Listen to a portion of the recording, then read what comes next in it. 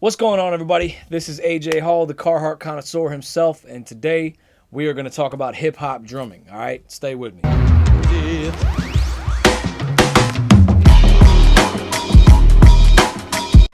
All right, hip-hop drumming. So it's kind of an open subject right now. As some of you may know, I make drum breaks, and I make hip-hop centered drum breaks. So in 2020, I actually made it on to a good bit of major placement records that I'm really proud of.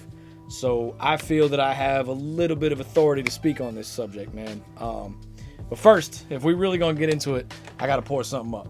So big shout out to Blade and Bow Whiskey. They keep a key on here. Supposedly, if you keep the key and you bring it to the distillery, you can actually get a tour of the distillery. So Blade and Bow, once this COVID business is over, I'm holding y'all to it, all right? All right, man. So let's get into it.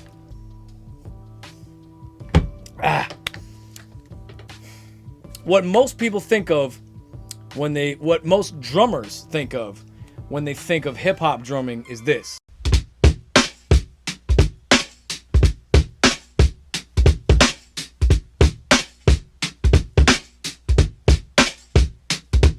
Or this.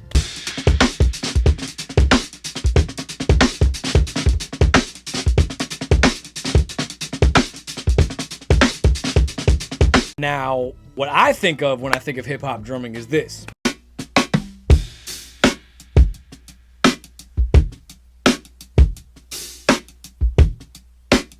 And this.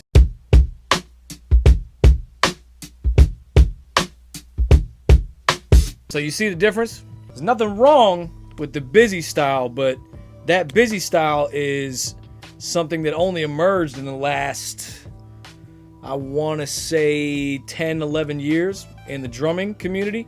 It's come from cats like Chris Dave, Jameer Williams, Kendrick Scott, Eric Harlan. It's come from a lot of those cats, and there's nothing wrong with it. I want to be clear. I'm not hating on any of that because it's very useful on a gig. However, nobody's trying to rap over that, fam.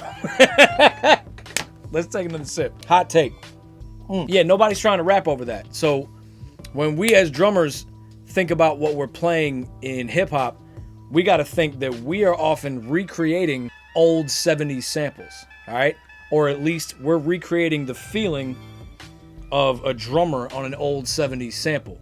So a lot of those old school patterns that us modern, gospel influenced, modern R&B influenced, modern prog rock influenced drummers, a lot of those old school 70s patterns that we kind of turn our heads at or like don't take that seriously, that's really what people are trying to rap over, man. That's what you listen to any Griselda beat, it's gonna have a drum beat like that.